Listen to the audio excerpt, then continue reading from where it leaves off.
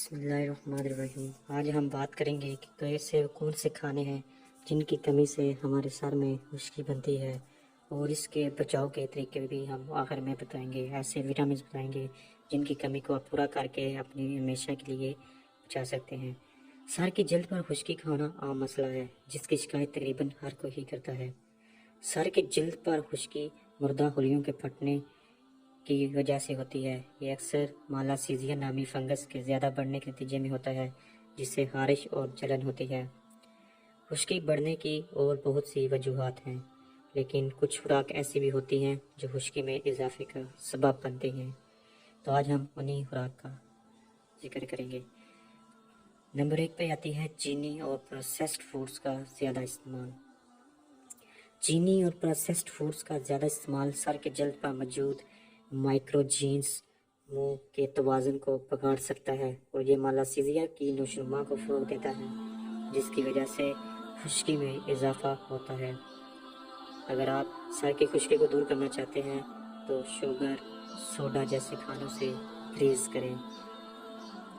تو آپ کو ہم آگے بتائیں گے کہ ایسے کون سے وٹامنز ہیں۔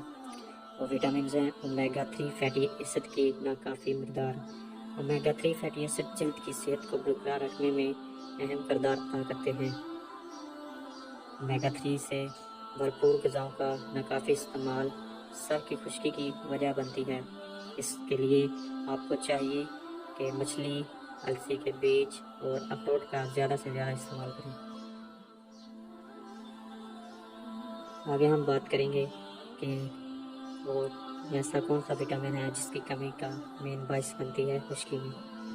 وہ ہے زنک اور وٹامن بی کی کمی۔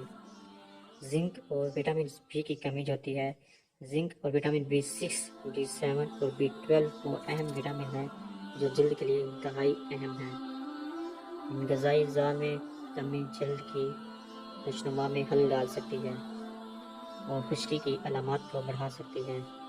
اس لیے آپ کو چاہیے کہ بیف کا گوشت یعنی بڑا گوشت، انڈے، ہری سبزیاں، اناج کا استعمال زیادہ سے زیادہ کریں۔ آگے ہم بات کریں گے جسم میں پانی کی کمی۔ جسم میں پانی کی کمی بھی خشکی کا باعث بنتی ہے۔ جسم میں پانی کی کمی بھی خشکی کی وجہ بنتی ہے۔ یہ نہ صرف سر کی خشکی کو بڑھاتی ہے بلکہ پورے جسم کی خشکی کا باعث بنتی ہے۔ اس لیے ماہرین طب کی جانب سے یہ کہا جاتا ہے کہ دن بھر میں 8 گلاس پانی پیا جائے۔ تو امید کرتے ہیں آپ کو یہ ہماری ویڈیو پسند آئی ہوگی، تو لائک، شیئر اور سبسکرائب ضرور کر دیجیے۔ تو تب تک ملتے ہیں اگلی نیکسٹ ویڈیو میں، تو تب تک اللہ حافظ۔